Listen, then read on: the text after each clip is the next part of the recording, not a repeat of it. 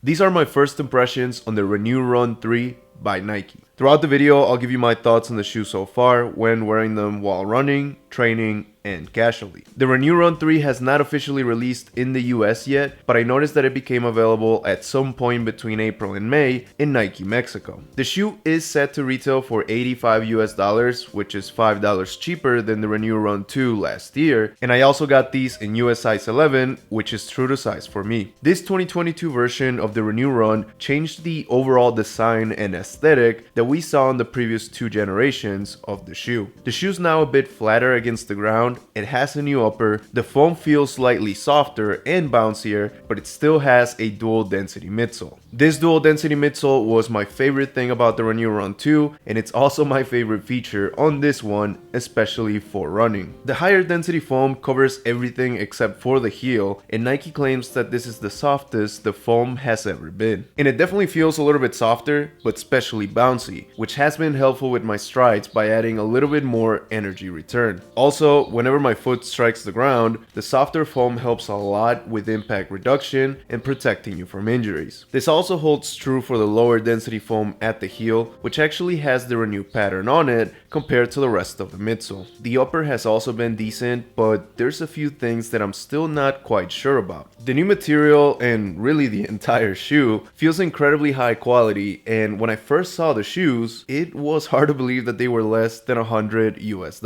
The upper seemed stretchy, flexible, and breathable, and it simply felt like an upgrade from the Renew Run 2. And while the shoe's definitely a bit flexible and breathable, the upper feels a bit narrow at the forefoot and instep. This area of the shoe hugs my feet a little tighter than usual, and especially noticeable when putting on the shoes. I do have wider feet, so this is something that could be playing a role, but even the Renew Run 2 felt a bit narrow on this part of the shoe at the beginning. So I am hoping that this slowly goes away like it did with the last generation as I break the shoes in more and more. Something that has bothered me a lot more though, and I'm unfortunately not too hopeful of, is the loose fit at the collar. While there is a decent amount of cushioning around the ankle, the collar hasn't truly wrapped around it in a way that I'd prefer. The shoes do have 2 extra lace hoops available at the collar, so I used them in order to try and fix the issue. While the shoes do feel slightly more secure at the instep because of the lace hoops, there's still a little bit of slippage at the ankle that I've been able to overlook, but ever so often it shows up in the middle of a run and it begins to throw me off. And something else that has bothered me in the middle, or towards the end of a run rather, is the friction that is created by the lining inside the shoe. Once again, the lining feels great and it combines with the upper to create a soft and breathable experience, but the material they used causes my feet to slip inside the shoe and I start to feel the friction underneath my feet as I go deeper into a run. I have been able to overlook this because I haven't done more than 4-mile runs with them, but I'm sure it can become a problem with longer runs, which is a shame because this midsole is great and I'm sure it could withstand those longer distances. The midsole can also withstand other types of training though, and it even provided a decent amount of stability for my boxing training. However, a lot of that stability came from the new heel clip in the back of the shoe. There's a TPU piece that wraps the Achilles and sits in between the midsole and the upper, and it definitely makes the shoe feel more stable than the last generation. It doesn't help with the lack of security at the collar, but the stability provided by this and the midsole helped a lot with keeping a proper form during certain exercises. I do have to mention that the heel drop at the midsole is more noticeable and you can feel the back of your foot being a little bit taller than the front. This wasn't really an issue for me since the overall shape of the shoe no longer has the rocking design that it had last time. I was simply able to notice it since I have been switching between these and the Renew Ride 3, which is even flatter against the ground. The outsole has been decent. I'm a fan of the way that it looks in this colorway.